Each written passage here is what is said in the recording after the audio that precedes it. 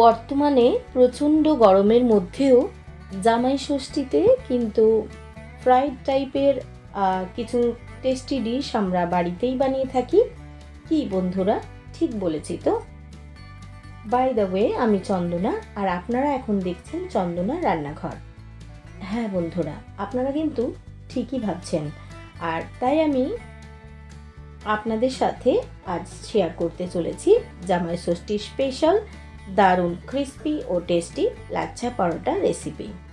পুরো রেসিপিটি জানতে হলে ভিডিওটার প্রথম থেকে শেষ পর্যন্ত সাথে থাকার অনুরোধ জানাই।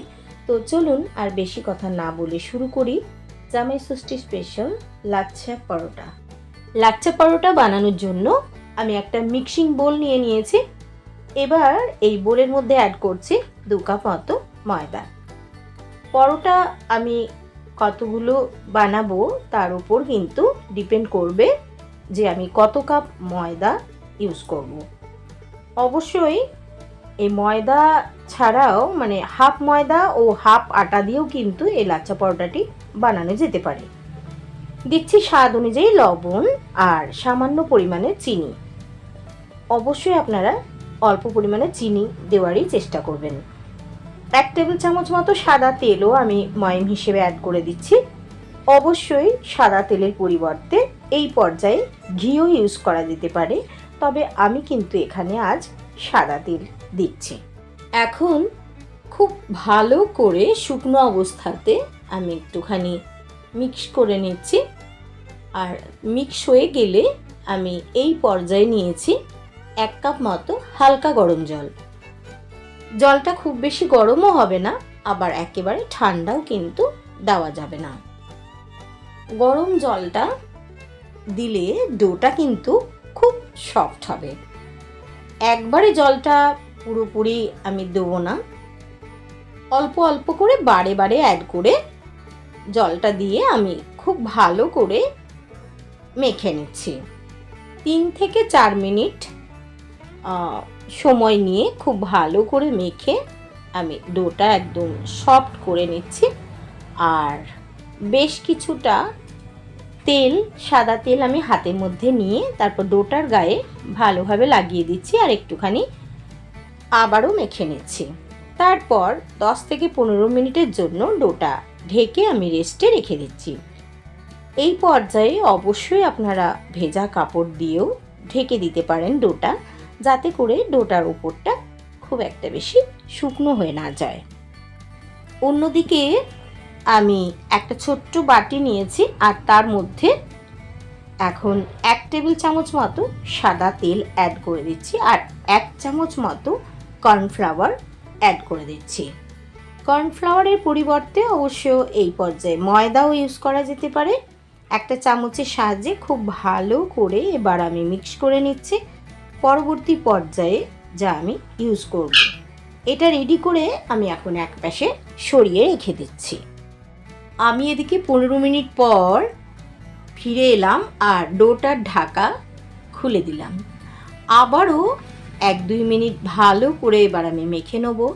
তারপর এর থেকে লেচি কেটে নেব। লাচ্ছা পরোটার লেচি কিন্তু একটুখানি বড় সাইজের হবে। আমি 2 কাপ ময়দায় টোটাল 4 পিস লেচি কাটলাম। হাতে অল্প তেল নিয়ে লেচিগুলো রেডি করে নিচ্ছি। সবকটা লেচি বেলার জন্য একদম রেডি।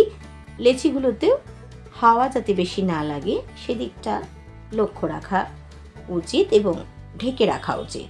স্ল্যাবের উপর এবার আমি অল্প ময়দা ছড়িয়ে দিচ্ছি, আর লেচিটা রেখে আবারও একটুখানি ময়দা দিয়ে একটুখানি বড় সাইজে রুটির আকারে বেলে নিচ্ছি। দেখুন এরকম পাতলা করে আমি বেলে নিয়েছি। এবার তেল ও কর্নফ্লাওয়ার যেটা আমি মিক্স করে রেখেছিলাম সেটা আমি ব্রাশের সাহায্যে রুটির ওপর অ্যাপ্লাই করে দিচ্ছি, আর ওপর থেকে আবারও অল্প ময়দা ছড়িয়ে দিচ্ছি। তারপর একটা সাইড থেকে একটুখানি গ্যাপ দিয়ে কেটে নিচ্ছি। আমি এই কাজটা নাইফের সাহায্যে করছি। অবশ্য আপনাদের কাছে যদি পিৎজা কাটার থাকে তাহলে ইউজ করতে পারেন, এতে করে কিন্তু খুব ভালোভাবে পরোটাটা কেটে নেওয়া যাবে। এবার একটা সাইড থেকে আমি কেটে নেওয়া রুটিটা গুটিয়ে নিচ্ছি। এইভাবে পুরোটা গুটিয়ে নিয়ে অল্প তেল ওপর থেকে লাগিয়ে ডোটা ধরে খুব স্লোভাবে টেনে টেনে লম্বা করে নিচ্ছি। তারপর হাতের মধ্যে এইভাবে ঘুরিয়ে জড়িয়ে নিয়ে দুটো সাইড আমি একটুখানি চেপে জুড়ে দিচ্ছি যাতে কোনোভাবেই খুলে না যায়। এবার হালকা হাতে বেলে নিচ্ছি।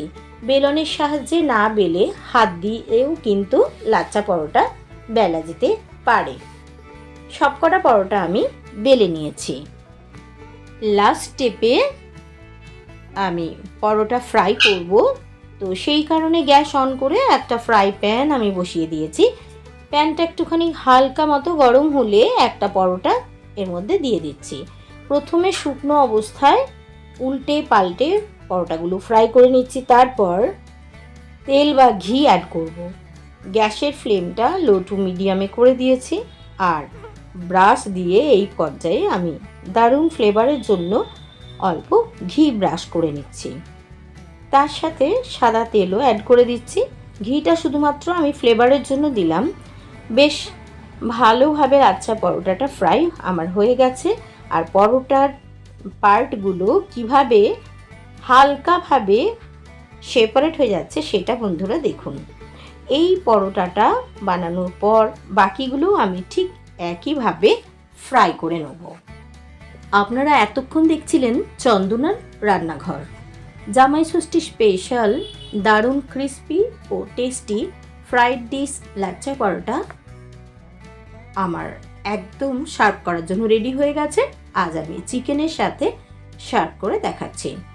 আমার আজকের এই রেসিপি যদি আপনাদের ভালো লেগে থাকে তাহলে প্লিজ লাইক, শেয়ার ও কমেন্ট করতে একদম ভুলবেন না। আপনারাও এই রেসিপিটি জামাই ষষ্ঠী উপলক্ষে বাড়িতে অবশ্যই একবারটি ট্রাই করুন। আশা করছি খুব ভালো লাগবে। ফেসবুক থেকে যদি রেসিপিটি দেখেন তাহলে পেজটি ফলো করার আর ইউটিউব থেকে দেখলে একটা লাইক করারও অনুরোধ জানাই। আর আপনি যদি আমার চ্যানেলের নতুন বন্ধু হয়ে থাকেন তাহলে প্লিজ সবার আগে চ্যানেলটি বরাবরের মতো সাবস্ক্রাইব করে নিন আর পাশে থাকা বেল আইকনটি অবশ্যই প্রেস করে দিন আমার চ্যানেলে সব নিত্য নতুন রেসিপির আপডেট সবার আগে পেতে। আজ তবে এই পর্যন্ত। নেক্সট এপিসোডে আবারও অন্য কোনো নতুন রেসিপি নিয়ে আপনাদের সাথে দেখা হচ্ছে। ততদিন ভালো থাকবেন, সুস্থ থাকবেন আর সবাইকে ভালো রাখবেন। ধন্যবাদ।